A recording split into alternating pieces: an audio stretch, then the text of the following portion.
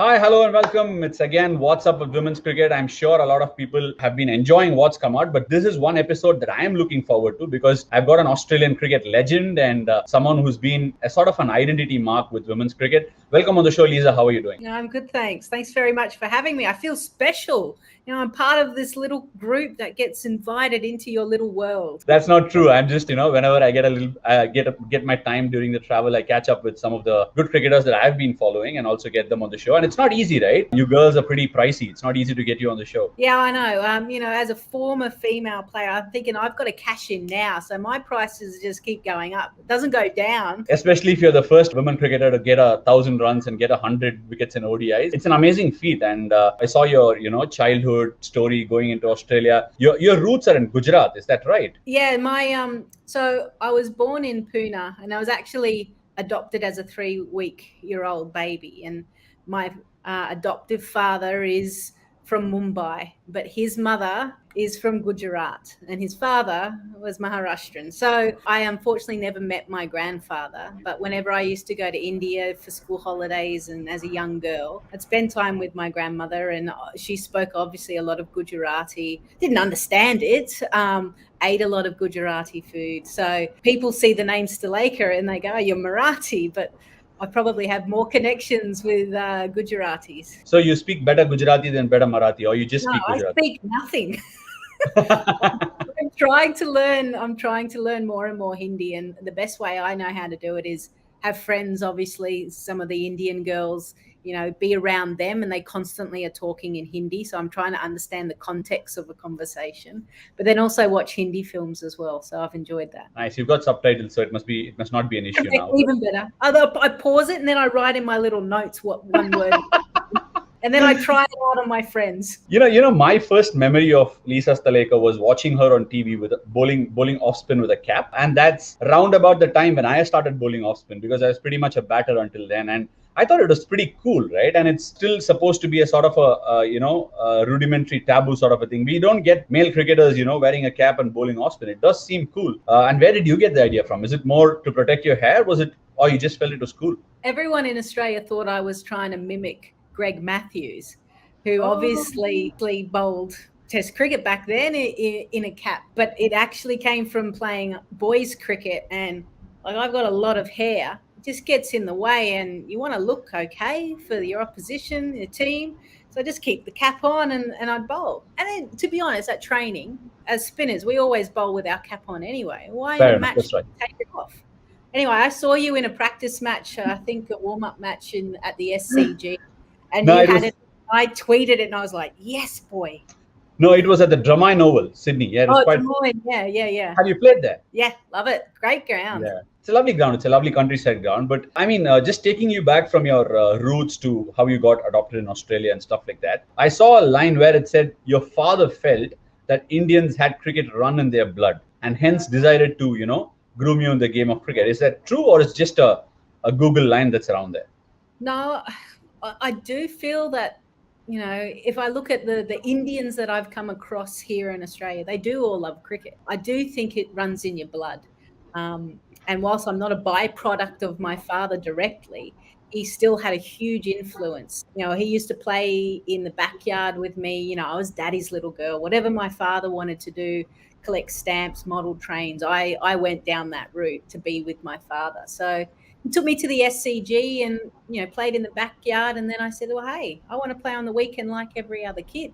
And he said, but they're all boys, Lisa. I don't think girls can play cricket. And I said, but I want to play. So he asked. Oh, that's wonderful. But just throw some light. I mean, recently I run a cricket academy in Chennai, and we get a lot of boys enrolling into the cricket academy and fair few girls here and there. It's quite hard to convince the parents to say there is a future for the girls, but it's getting better. But there was this one girl, you get in an entire tournament where you have the boys playing, you get one or two girls who freakishly come and play. I just wanted you to shed some light on how it works in Australia. Is it similar, or do you have like a girls section of play? How did it really pan out for you? When I was growing up in Sydney, and this was in the late 80s, early 90s, there was no junior girls cricket competitions or anything. It was literally, if you want to play cricket, it's under 10 boys, 11s, 12s, 13s, 14s, 15s, 16s.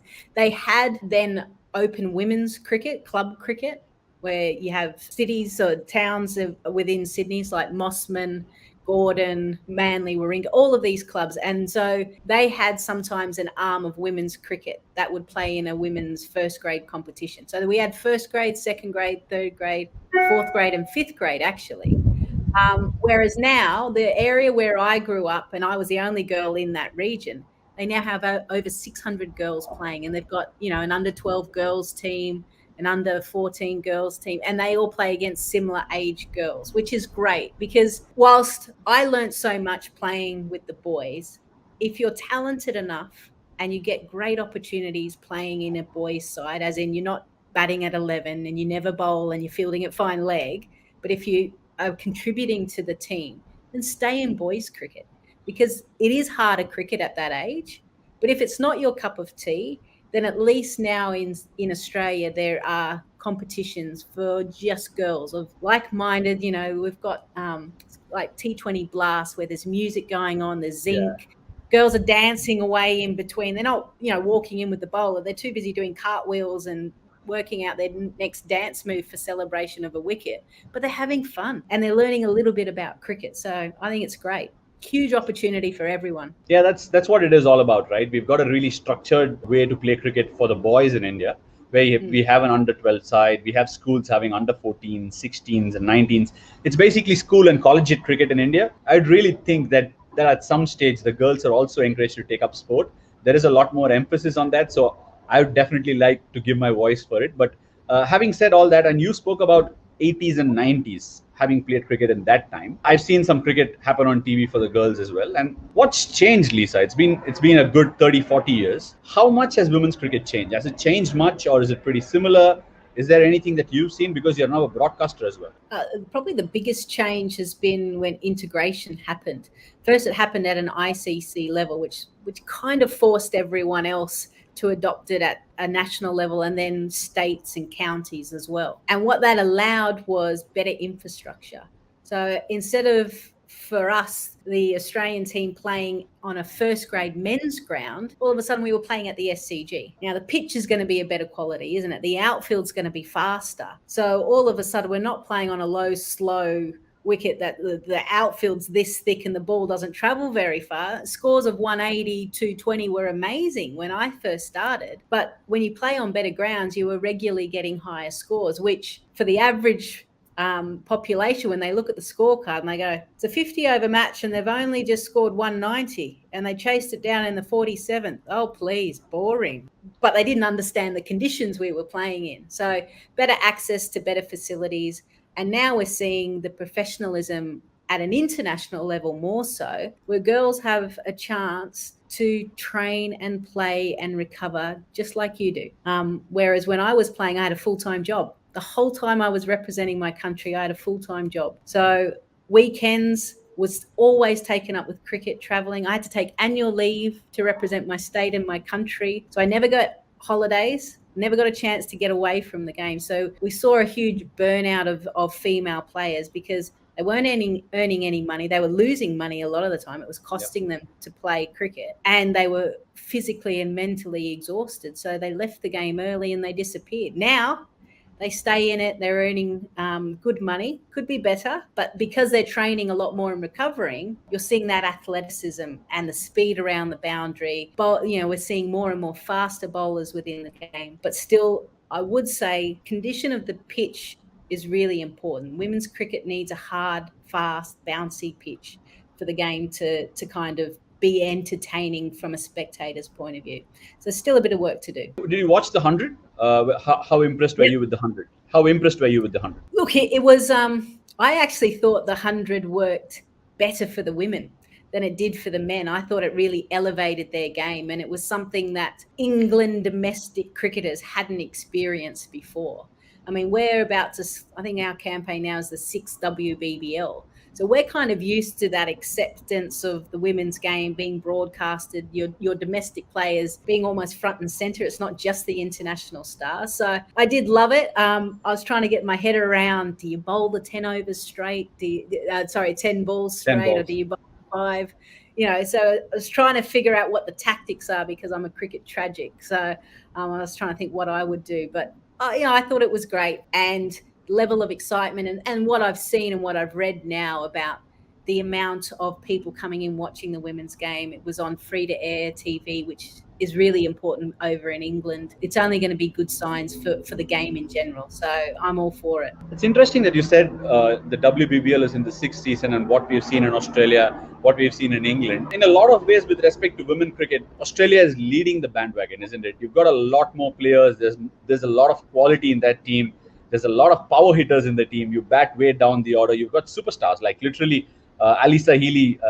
She just shot the gun when it came to T20 cricket, had all the awards. I saw that photo where she took with Mitchell Starks, cups and medals from the World Cup. It was wonderful to see. Why is it different in Australia, the women's sport, compared to anywhere else in the world? Is it that Australia have led the market? Have they had an early starter advantage or something? I think it's a couple of things. Firstly, culturally, Australians love sport. Whenever you come down, there's parks full, everyone's playing sport. And it's not just the one sport that's big in this country. In winter, our football codes absolutely take over. So you're grown up with the culture of you either play sport or you watch sport or you follow a team. It's as simple as that. Pick your codes, doesn't matter which one, but sport is ingrained in us. And then secondly, we've had some amazing former players that have been involved in administration. So Christina Matthews, who's currently the CEO of Western Australia Cricket, Belinda Clark, who after 20 years has only left Cricket Australia, former Australian captain. So when the decisions were being made about the game, you had prominent females who had been there as players but now administrators going, what about the girls? And what are we doing for the women? And just someone else in the room just to be the litmus test, that it's not just a group of men that are just trying to formulate the plans of the way forward, because the way forward is to actually grow the game of cricket, is to appeal to the other 50% of the population. I feel like men's game has saturated the market and the interest levels, but where the huge growth is in cricket, and companies and sponsors, if they're smart, they get on board now for women's cricket because it's going to be a pretty cheap rate at the moment, and it's only going to go up pretty steeply. I kind of agree with that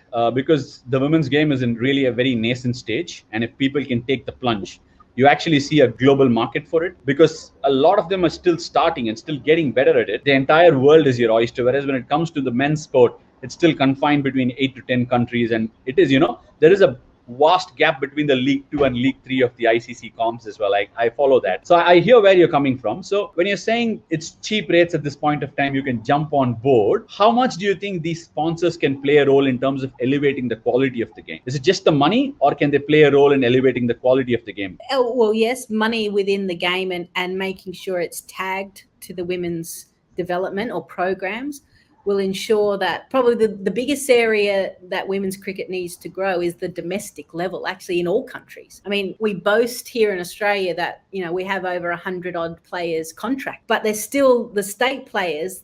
We still call them semi-professional because they're not getting paid what a same level state male player would be getting. So we've got to do work to get them up that. So if you can get your domestic structure well, if you can get a lot of players in the pool training for international cricket, training as a high performance athlete, then the step up to international cricket is a smooth one. And WBBL has allowed us to expose younger players, and they're playing against a Catherine Brunt, a Harmanpreet Kaur, a Natalie Siva, Susie Bates, a Sophie Devine. They're not waiting to international cricket. Same thing, everything that we've seen in the men's IPL and how important a role it's been for Indian cricket, as well as probably your India A tours. I think people forget about the India A tours because that's not front and center and that's not the commercial side of things. But touring regularly and playing cricket regularly at a high level is only going to benefit you. So I think that, that's where the growth of women's cricket needs to be.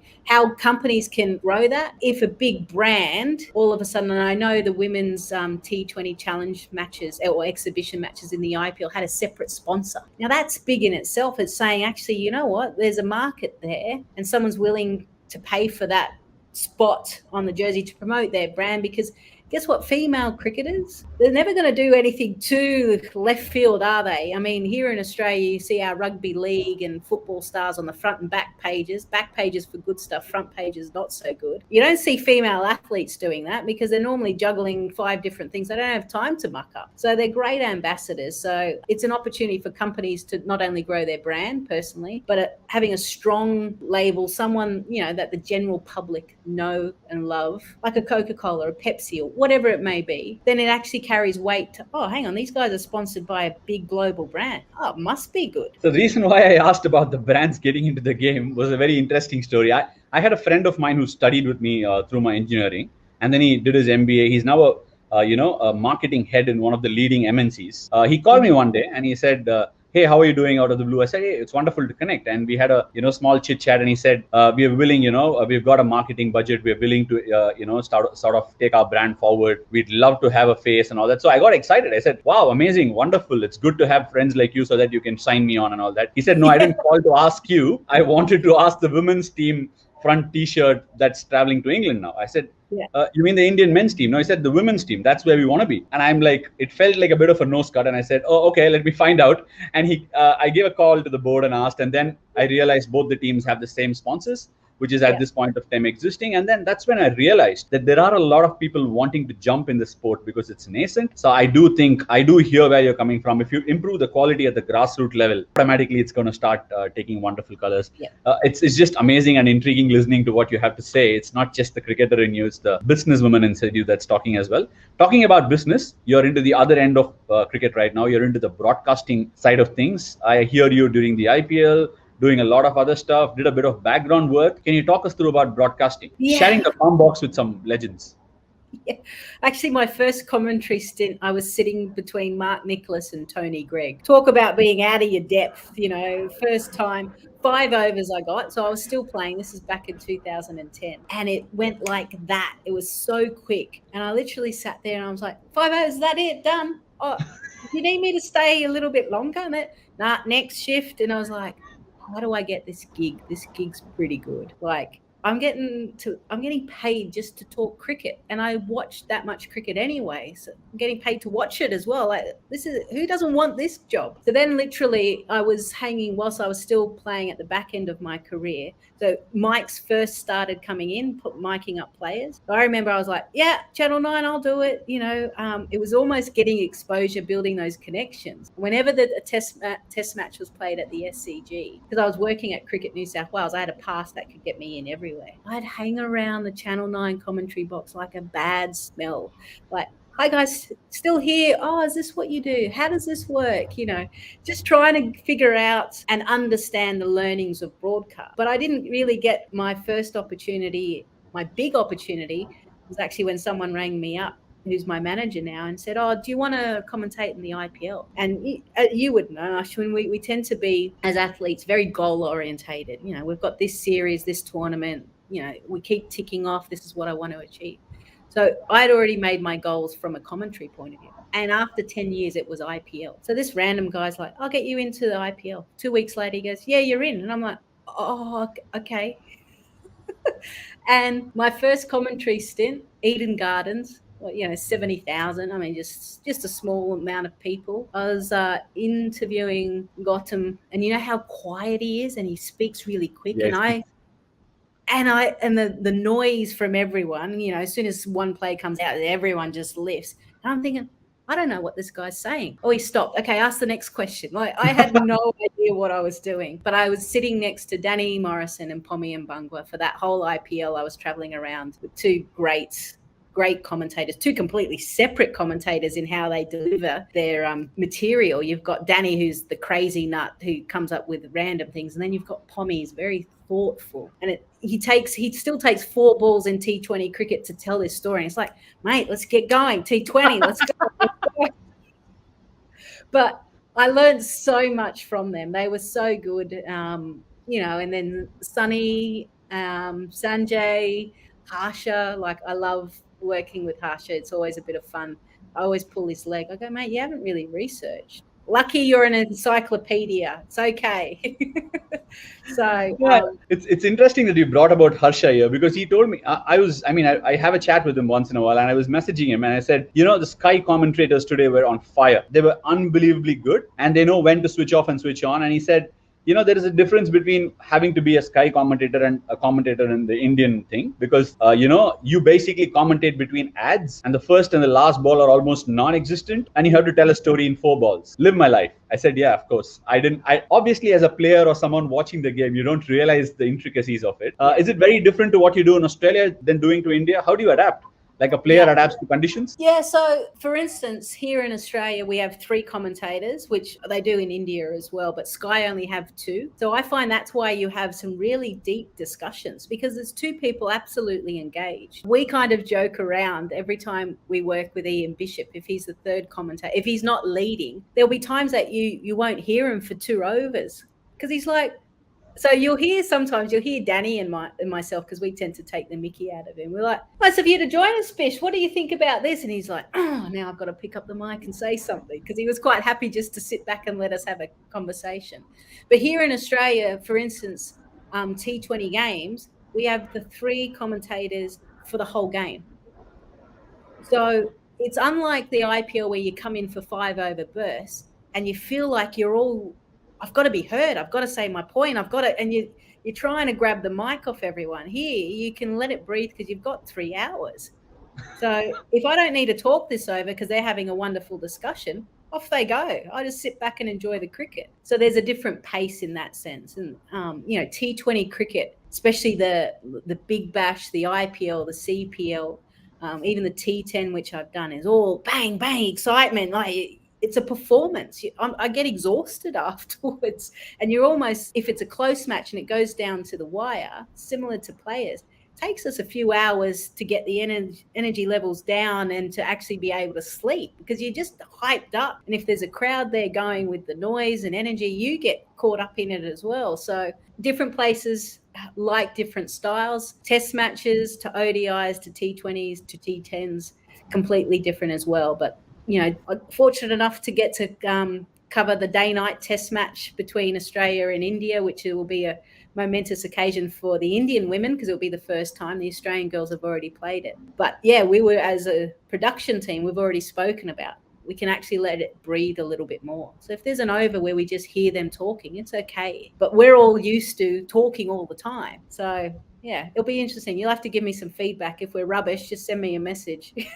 Of course not. I've heard a lot and also tuned in and found a little bit of a difference. There is a massive amount of preparation that goes into getting inside the comm box, right? And a lot of people think there is a lot of hard work when you do the net practice, get into the game, adapt, watch videos, etc. for a player. But I've been hearing that you commentators are sort of giving equal competition to the players these days. Yourself, Isa Guha, and there is a new trend in there, right? The preparation time that you're putting into. Can you talk us through a little bit of how you prepare to commentate on a particular game? I've probably adapted over the years, because I think each commentator sees something different within the game. And that's why you look at commentary teams. If your executive producer is smart, you'll have a captain, you'll have a fast bowler, you'll have a top order bat, you might have a keeper, a spinner, and they all bring something different, which is exactly what you want. You don't want 5 captains. I mean, you get 5 probably different opinions of what you could have done, but there can't be 5 captains and 5 top order players.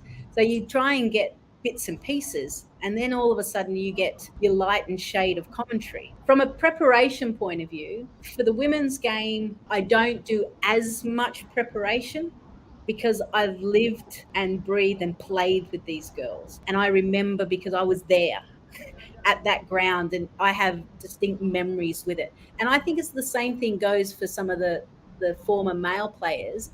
They're exactly the same. They may not come as prepared because they were probably playing in that test match or that T20 World Cup. So they know what happened. But for me, I don't. And to be honest, when all 4 of us got asked to come into the IPL in 2015, we were genuinely scared of making a mistake, because it wasn't going to be on social media, oh, Lisa Sthalekar is a terrible commentator. We would have all been lumped together. Female commentators are rubbish. Why do we even have them in the game? Even now, people still get Isha Guha and myself mixed up. I mean, we've got similar complexion, we're about the same height, but I would think the accents would give it away, but still people get us confused.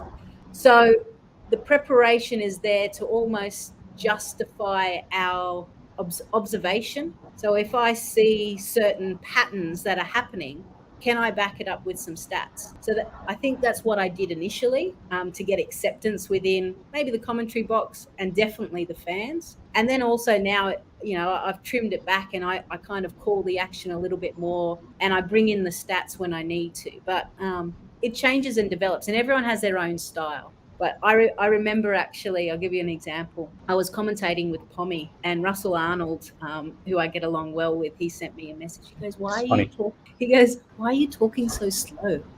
Because I'm probably talking the pace of Pommy. But then when I'm with Danny, I say stupid stuff because he rubs off on me. So you kind of mold to whoever you're working with.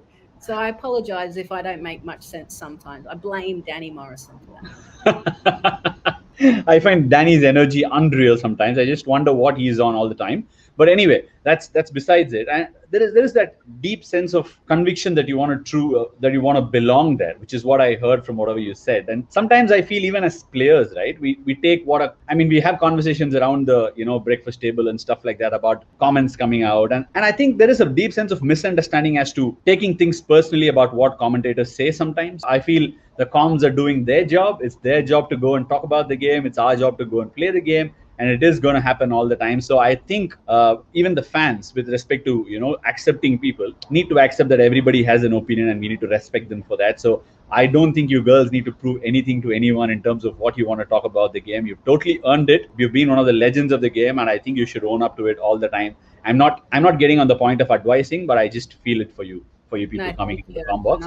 And genuinely speaking, in the last couple of years, IPL has only added flavor getting you girls on in the com box. And before I let you go, it's been quite deep, quite intriguing, and quite a learning curve for me. Before I let you go, I want you to pick your all-time 5 great women cricketers and 5 men cricketers that you enjoyed watching. Okay, yeah. Women: Belinda Clark, Karen Rolton, Catherine Fitzpatrick, Neetu David. Fifth one's always the one that gets you. Come on, I'm going to give you a time machine. Move forward.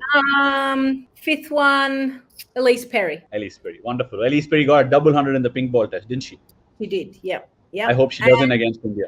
Yeah, well, she does like Test cricket. I hate to break it to you. Her numbers are outstanding. So good luck to the girls. I think they're going to be chasing the pink ball around a bit, to be honest, because she also loves, actually, whenever she goes to the subcontinent, especially India, she's the last one to drag. We've got to drag her out of the nets because you have all those net bowlers and they just keep coming. And she's thinking, you beauty, I'll bat all day. 5 male cricketers: Sachin, Michael Slater, Adam Gilchrist, Shane Warne, and Jimmy Anderson. Okay, there is one interesting name in that I would like to press upon a little bit. Michael Slater. Yep. Michael Slater is one name that I've not heard a lot of people induct into their list. With all due respect, he's a wonderful batter. I used to copy his bat movement all over the place. But why? Is it because you know him personally as well? No, it was more what I saw as a player. I think when you look at the side he was in, he was the flamboyant cricketer. Like, he was the one running down the pitch, running Mark Taylor out regularly. Like, what I loved about male cricketers, I love watching players that can change the game, that can win the game for their team single-handedly, or something's always going on when they're out in the middle with ball in hand or bat. So I feel like with those players, I stopped what I was doing and I watched as much as I could. I'll give it away. Michael Slater is one that I remember never stood still at the crease, always kept the game moving, could get 100 in a session, and finally he dropped the catch of Sachin Tendulkar at deep mid-wicket at Chepauk, for which I'll always love him. And Sachin went on to go score a big 100 in that game. But jokes apart, Michael's a wonderful guy. And thank you so much, Lisa. It's been very intriguing. I've totally loved this chat. It's been quite different to the first 3 that I've done. So I think people will learn a lot from your story. Is there anything do you think a bit more mature than the other 3? Because I'm the older, I think I need to be careful commenting on this, but I think it's been a very literary sort of a session for me. I really enjoyed it. Thank you so much. No worries. Thanks, Ashwin.